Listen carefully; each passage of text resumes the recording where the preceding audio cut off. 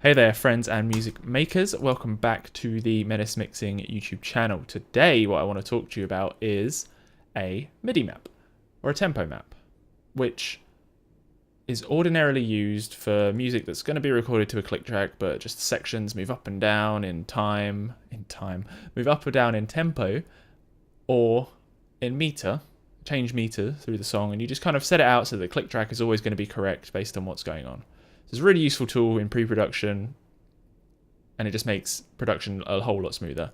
But there is another uniquely powerful way that we can use this tool, this kind of changing the tempo up and down, and that is to fit stuff that was never intended to be played or recorded to a click track, and create a grid that allows us to have a click track over it, or to basically be able to much more easily manipulate MIDI and samples over it and do edits that fit within the kind of tempo values of each changing section.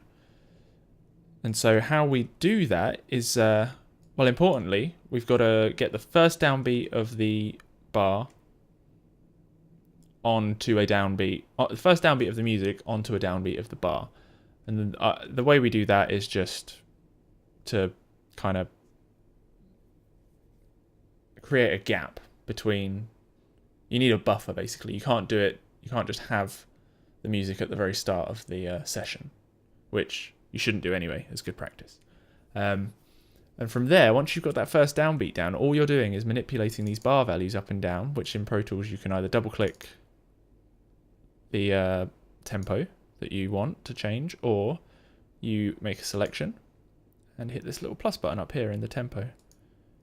If you can't see this for some reason, all of the options for what you can see are in this little drop down arrow. So you can have it kind of main ruler only, or you can have everything, which is a bit overwhelming. Oops. Main ruler only, and then so we just want our tempo for now. And so yeah, let me just kind of show you what kind of thing you would be looking to do. So I've got this one already set up, but let's say it's still at the 81 that it was at already. You kind of listen to the music and see figure out where the downbeat of the next bar is, which is here. And so I need to basically stretch out these 4 beats so that the first beat of the next bar lands there. And the way to do that is to basically make a slower BPM, which stretches out the time. And so 74 was the one that worked. And then, boom, downbeat of the next bar is where it should be on the grid. And so you do that for the whole song until you've got a nice looking tempo map. And then what you can do from there is awesome. You basically just set it up, make sure it's correct, ignore it. Just start dragging MIDI and samples in, and it just... Because you've done this legwork, you can now just have MIDI loops just be perfectly in time all the time. So here is a loop that I got from Superior Drummer.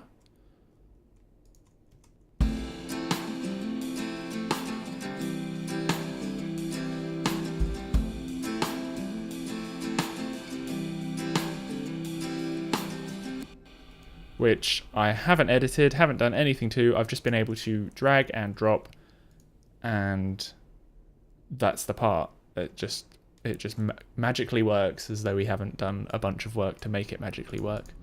And just to prove how kind of powerful this is, let me just drag this loop over. In fact, you can see it getting bigger as I drag it over. Yeah, so if I drag this over to a section where we're at 43 beats per minute, put that on the first beat for my own sake.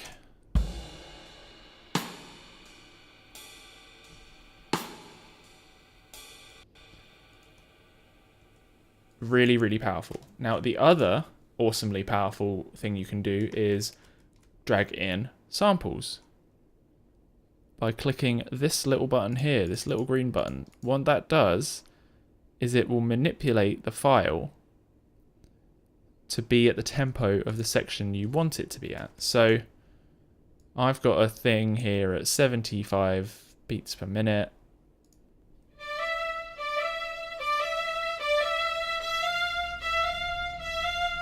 Very epic, totally doesn't fit the song. But what I could do to see if it maybe does work in a section is I can just drag this in with that little green box ticked,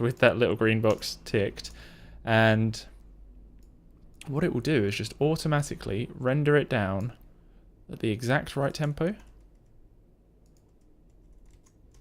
Oops, that's muted. Let's make this a tiny bit quieter too.